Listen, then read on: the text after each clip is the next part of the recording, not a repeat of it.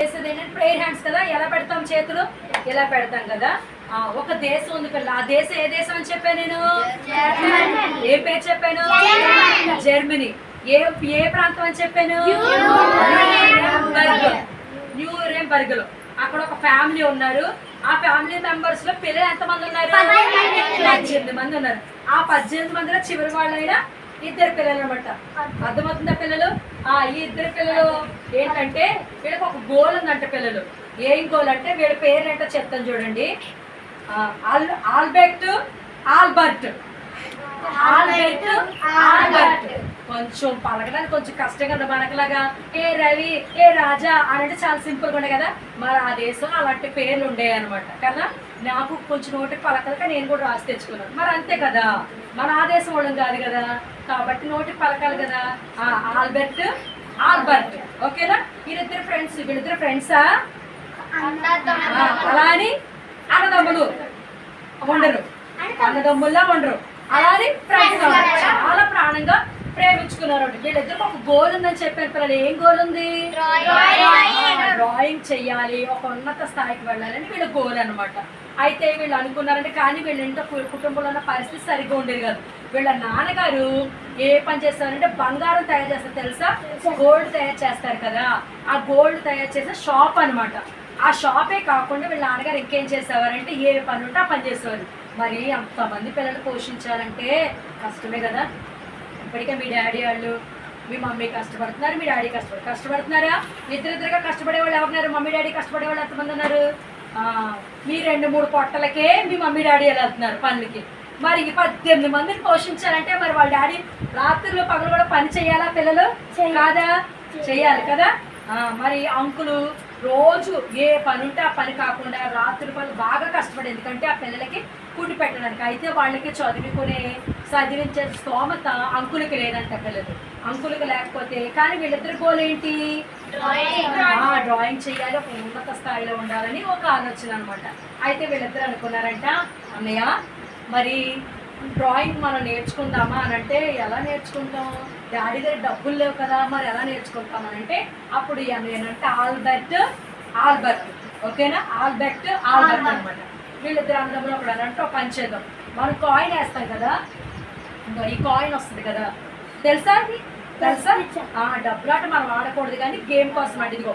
ఇటేమో బొమ్మ ఉంది ఓకేనా పిల్లలు, ఇటేమో 1 అన్న నెంబర్ ఉంది. ఇది రూపాయి కాయిన్ కదా. ఎంతమందికి తెలుసు రూపాయి కాయిన్? మీరు నోట్తో చెప్పాలి, తెలుసు కదా. ఓకే, ఇగో ఈ కాయిన్ ఇలా వేద్దాము. ఈ కాయిన్ వేస్తే బొమ్మ వచ్చిందనుకో, నేను కాలేజ్కి వెళ్ళి నేను చదువుకుంటాను.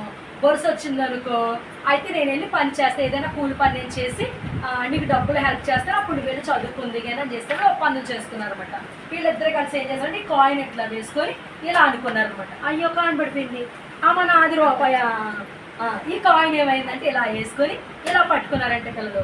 పట్టుకుంటే బొమ్మ ఏమో ఒక పేరుకి వచ్చిందంట, బొరుసు ఏమో ఒక పేరుకి వచ్చిందంట. అయితే బొమ్మ వచ్చిన వాళ్ళు ఏం చేయాలి? కాలేజ్కి వెళ్ళి చదువుకోవాలి. ఏం కాలేజ్ అది? డ్రా చేయటం, ఉన్నత స్థాయికి వెళ్తారు.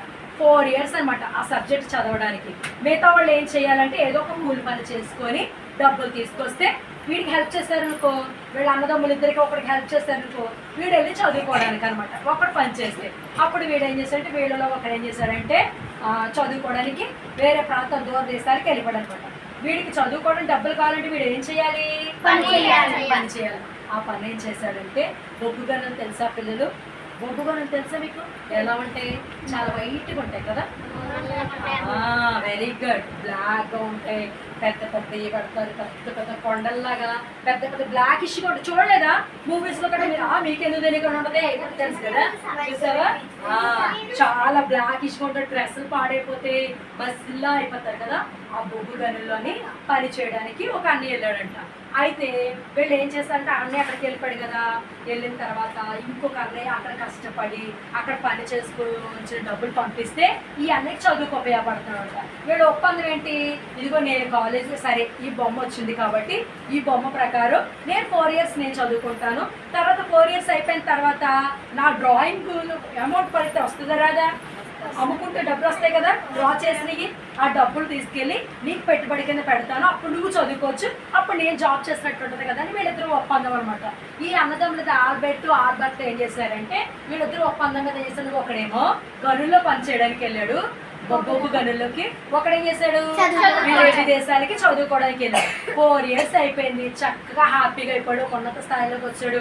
చక్కగా ఏ బొమ్మ ఉంటే ఆ బొమ్మ గీసాడని సిద్ధమైపోయాడు అనమాట. అయితే అక్కడికి వెళ్ళొచ్చాడు కదా, అప్పుడు అనుకున్నాడు అక్కడ తెచ్చిన డబ్బు అంతా వీడికి అప్పు చెప్పేసరికి వీడు బాగా చదువుకున్నాడు కదా, చదువు అంతా ముగించుకొని వచ్చేస్తాడు.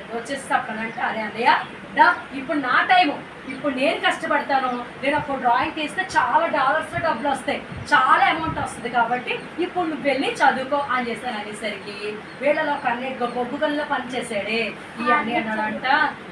చిన్న నవ్వు నవ్వాడు. ఎందుకు నవ్వాడో తెలుసా పిల్లలు? ఎందుకంటే ఇదిగో మరి నేను డ్రా చేయడానికి అప్పుడంటే శక్తి ఉంది కాబట్టి అప్పుడు నేను చేయగలుగుతాను, ఇప్పుడు నాకు శక్తి లేదు. ఎందుకంటే బొగ్గు గల్లు అంటే దూదుగా ఉంటాయా పిల్లలు, స్పాంజీలా ఉంటాయా కదా, ఆ బొగ్గులంట వీరిపోయి బ్లడ్ వచ్చేసినాయి అంటే పిల్లలు, చేతులన్నీ బ్లడ్ వచ్చేసేసి బాగా ఇట్లా అయిపోయి చేతులు కూడా సరిగ్గా పట్టుకోకుండా అట్లా అయిపోయాడు. చాలా బాధపడ్డాడంట. అరే నేను నా చదువు కోసం మా అన్నయ్య ఎంత కష్టపడ్డాడు కదా, మరి నేను ఎందుకు ఇట్లా అయిపోతాను, మా అన్నయ్య కోసం నేను ఏదైనా చెయ్యాలంటే అన్నయ్య వెళ్ళు చదువుకోనియా.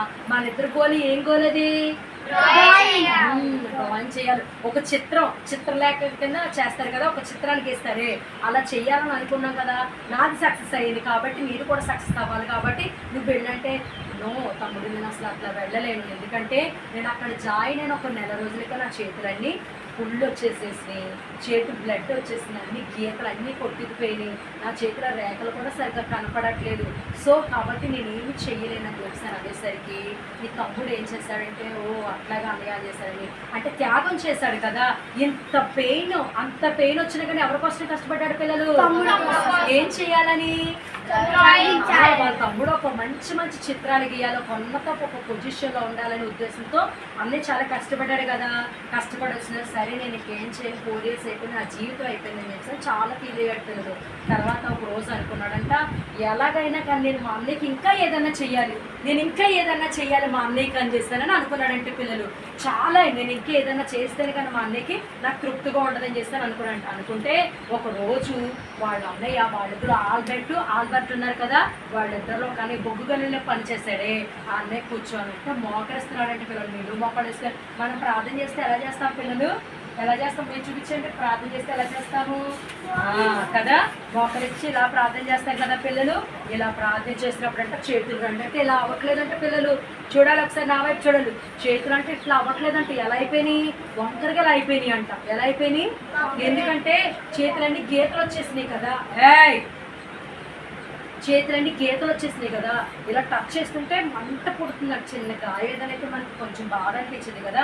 ఒక చాప్ తెగినా లేకపోతే ఏదైనా ముళ్ళు గుర్తుకున్నా అబ్బా భలే గుర్తుకుందిలే అనుకుంటాం పిల్లలు. నోరు మాట్లాడాలి, మీరు చాలా హ్యాపీగా ఫీల్ అవుతామా, చాలా బాధ కదా. కానీ వాళ్ళ తమ్ముడు స్టడీ కోసం ఎంతో కష్టపడి అన్ని రోజులు తన చదువుకి ఎంతైతే అమౌంట్ అవసరమో ఆ అమౌంట్ అంతా గ్యాదర్ కష్టపడి ఆ 4 years కష్టపడ్డాడు అనమాట. అయితే ఒక రోజు ఏం చేస్తాడు, ఇంకా ఏదైనా చేయాలి మా అన్నయ్య కోసం, ఇంకా ఏదైనా చేయాలని వాళ్ళ తమ్ముడు డ్రాయింగ్ వేస్తాడే.